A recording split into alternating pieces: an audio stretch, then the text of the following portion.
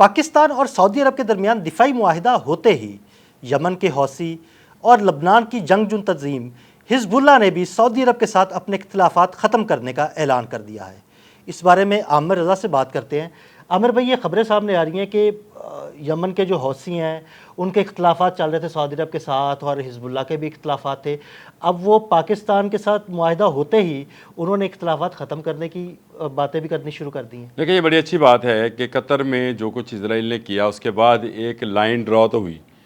کم از کم کہ ایک طرف حزب اللہ ہے اور ایک طرف حزب شیطان ہے، تو کون حزب اللہ کے ساتھ ہے اور کون حزب شیطان کے ساتھ ہے۔ پہلی بات تو یہ ہے کہ اس وقت میں ابھی جب ریسرچ کر رہا تھا تو بہت سارے اخبارات جن میں عرب نیوز بھی شامل ہے، انٹرنیشنل نیوز بھی شامل ہے، وہ اس بات کو بتا رہے تھے، کوڈ کر رہے ہیں نعیم قاسم کا نام، جو کہ حزب اللہ کے ترجمان ہے، اور ان کا کہنا ہے کہ ہمارے سعودی عرب کے ساتھ اب کوئی ایسے اختلافات نہیں ہیں، اسرائیل کے معاملے میں ہم ایک ہیں۔ اور اس میں انہوں نے کہا کہ ہمیں گارنٹی دینی ہے سعودی عرب کو، اور سعودی عرب کو ہمیں گارنٹی دینی ہے کہ ہم آپس میں تمام اختلافات، تمام دشمنیاں، چیزیں ختم کر کے اس کے بعد ہم اسرائیل کی طرف متوجہ ہوں، اور اس سے پہلے کہ اسرائیل ہم پر حملہ کرے ہمیں چاہیے کہ ہمیں اپنی جو اٹیکنگ پوزیشن ہے اس کو واضح کر دینا چاہیے، یعنی کہ ہم بھی اٹیک کر سکتے ہیں، اس کو واضح کر دینا چاہیے، اور سعودی عرب کو اس طرف سے ذرا سکون ملنا چاہیے۔ میں کوشش کے باوجود ابھی تک حوثی باغیوں کی جانب سے کوئی پیغام ایسا جو ہے اس کو میں ڈرا نہیں کر پایا یا اس کو دیکھ نہیں پایا، لیکن یہ ضرور ہے کہ لیبنان ہے جہاں پہ حزب اللہ اس وقت کنٹرول میں ہے، اور یمن ہے۔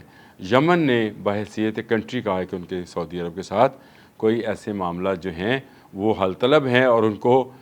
اکٹھے بیٹھ کر حل کیا جا سکتا ہے۔ یہ بڑی خوشائن بات ہے۔ اس سے پہلے جتنے حوثی باغی تھے ان کے بارے میں یہ کہا جاتا تھا کہ یمن اس کو براہ راست سپورٹ کرتا ہے، لیکن یمن کی طرف سے اس جیسچر کا آنا، اور میرا خیال ہے کہ سعودی عرب اب اس بات کو بہت زیادہ ریئلائز کر گیا ہے کہ دنیا میں اگر آپ کو زندہ رہنا ہے تو آپ کو ایک پاور لنک کے ساتھ جوائن ہونا پڑے گا، اور اس میں سب سے بڑا جو کام ہے وہ آپ کے آپسی اختلافات ہیں۔ دیکھیں جس طرح قطر پہ حملہ ہوا، مجھے یاد ہے آج سے ڈیڑھ ہفتہ پہلے جب قطر پہ حملہ ہوا تھا تو اس وقت سعودی پرنس جو تھے وہ فوری طور پہ قطر پہنچے، اور اس سے پہلے آپ کو 2 ماہ کی اگر ہسٹری کا پتہ ہے تو صرف 2 ماہ کی ہسٹری، بہت پرانی نہیں، آپ کو پتہ ہے کہ قطر اور سعودی عرب ایک دوسرے کے مخالف کھڑے تھے، اور انہوں نے پابندیاں عائد کر دی تھی قطر کی طرف سے، اور قطر نے پابندیاں عائد کر دی تھی سعودی عرب کی طرف، تو یہ پابندیاں ختم ہوئیں، گلے ملے اور ایک دوسرے کا ماتھا چوما، اور اس کے بعد اختلافات کی شدت میں کمی آ گئی، اور بہت حد تک اب اختلافات نہیں ہیں۔ یہ سارے چھوٹے چھوٹے اختلافات ہیں جن کو ختم کرنا بڑا ضروری ہے، اور سعودی عرب کو صرف جو خطرہ ہے وہ اس وقت اسرائیل سے ہے، اور وہ ہے، اور اسی وجہ سے انہوں نے جو ہے ایک پیکٹ کیا ہے پاکستان کے ساتھ، ایک معاہدہ کیا ہے جس کے تحت دونوں کا دفاع جو ہے مشترکہ ہو گیا ہے، اور دونوں کے دفاع کا مشترکہ ہونے کا سب سے بڑا نقصان جو ہے وہ اسی کو ہوگا جو حملہ کرنا چاہتا ہے تمام اسلامی ملک میں۔ شکر الحمدللہ کہ تمام اسلامی ملک اب اس بات کو سمجھ رہے ہیں کہ اسرائیل کے لیے ہم سب مسلمان ہیں، ہم سب چاہے آپس میں ایک دوسرے کو کوئی اور نام دے دیں، ہو سکتے ہیں، لیکن دیکھیں سعودی عرب کی بارڈرز جو ہیں وہ ڈیفائن ہیں، یمن کے بارڈر ڈیفائن ہیں، لیکن کہیں نہ کہیں کوئی نہ کوئی گروہ ایسے ضرور موجود ہوتے ہیں۔ اس کا جو ہے وہ نعیم قاسم نے بھی اعتراف کیا ہے، انہوں نے کہا کہ حزب اللہ آن اے ہول ایک جو جماعت ہے اس کی طرف سے سعودی عرب کو اب کوئی خطرہ نہیں ہے۔ ہاں اس کے اندر کچھ گروہ ہیں جن کی جانب سے اگر کوئی اس طرح کا کیا جاتا ہے تو ہم اس کی پہلے سے مذمت بھی کر رہے ہیں اور کوشش کریں گے کہ ایسا کوئی کچھ نہ ہو۔ تو چلیں، سعودی عرب کو پاکستان کے ساتھ ملنے سے یہ سکون تو ہوا کہ قطر کی جانب سے اس کو اب کوئی زیادہ سختی نہیں دیکھنی پڑے گی، لیبنان ہے وہاں سے اس کے لیے ایک اچھی خبر آ گئی ہے،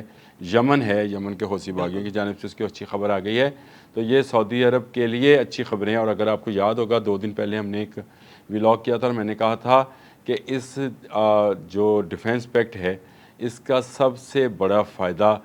جو ہے وہ سعودی عرب کو ہونے جا رہا ہے۔ اس میں پاکستان دیکھیں پچھلے 75 سال سے حالت جنگ میں ہے، ایسے ہی ہے۔ اور وہ ہے اس لیے کہ ہمارا دشمن کمینہ جو ہمارے ساتھ بیٹھا ہے ہمسایہ، وہ ہمیں کبھی چین سے بیٹھنے نہیں دیتا۔ ہم تو ہر وقت حالت جنگ میں ہیں، ہر وقت ہمارے جہاز، ہمارے جوان جو ہیں سرحدوں پہ جاگ رہے ہوتے ہیں، کیونکہ انہیں پتہ ہے کہ دشمن کسی وقت بھی ہم پر حملہ آور ہو سکتا ہے۔ سعودی عرب کو ایسا ایکسپیرینس نہیں ہے، بلکہ میں یہ اگر کہوں تو ماں سوائے فلسطین کے باقی ممالک کے ساتھ وہ پوزیشن نہیں ہے۔ گو لیبنان نے بہت لمبی خانہ جنگی جو ہے بھگتی ہے، اور وہاں پہ شیعہ سنی بہت زیادہ جو ہیں فسادات بھی رہے ہیں، لیکن اس کے باوجود ان کا دوسرے ممالک کے ساتھ جنگوں کا وہ تجربہ نہیں ہے جو پاکستان کو اس کے دشمن نے سکھایا ہے، اور وقت کے ساتھ ساتھ ہم سیکھیں ہیں، اور ہم تو اب کرکٹ میں بھی اشارے کر رہے ہیں کہ والا 6-0 والا، تو بڑا مزہ آ رہا ہے۔ اور سعودی عرب یہی اعتماد چاہتا تھا، اور ایک دفعہ اعتماد آپ کو مل گیا، پاکستان آپ کے ساتھ شامل ہو گیا، تو اب چاہے یمن ہے یا لیبنان ہے اور یا ایران ہے، قطر ہے، میں تمام ممالک کے نام لے لیتا ہوں، اور ان تمام ممالک نے یہ ریلائز کر لیا ہے کہ ہمیں ایک لائن جو کہ حزب اللہ کی ہے، دو حزب اللہ، جو ایک حزب اللہ ہے وہ تو تنظیم ہے، لیکن ایک حزب اللہ وہ ہے جو کہ پوری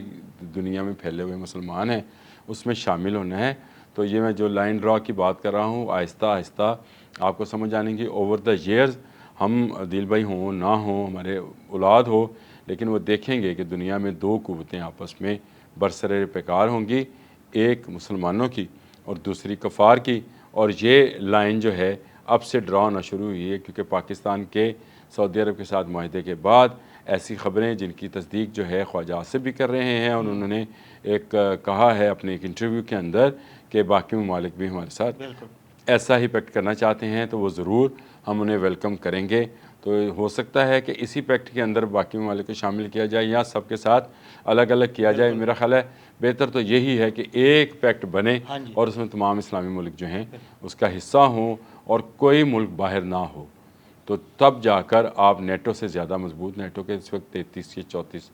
رکن ممالک ہیں، اور اگر مسلمانوں کے اندر یہ پیکٹ ہو جاتا ہے تو آپ کو پتہ ہے کہ 51 سے زیادہ جو ہیں ہمارے ممبران ہوں گے، اور اس کے بعد دنیا جو ہے شاید کسی مسلم کنٹری کی طرف میلی آنکھ سے نہ دیکھ سکیں۔ دنیا کی بات اس لیے کر رہا ہوں کہ دنیا میں اس وقت تمام کی تمام ویٹو پاورز جو ہیں وہ یورپین اور امریکن قوموں کے پاس ہے، یا آپ یوں سمجھ لیں کہ چلے چین کے پاس بھی ہے، لیکن مسلمانوں کے پاس یہ قوت نہیں ہے جو اتنی بڑی تعداد میں دنیا میں اتنے زیادہ ممالک ہیں، صرف ایک نہ ہونے کی وجہ سے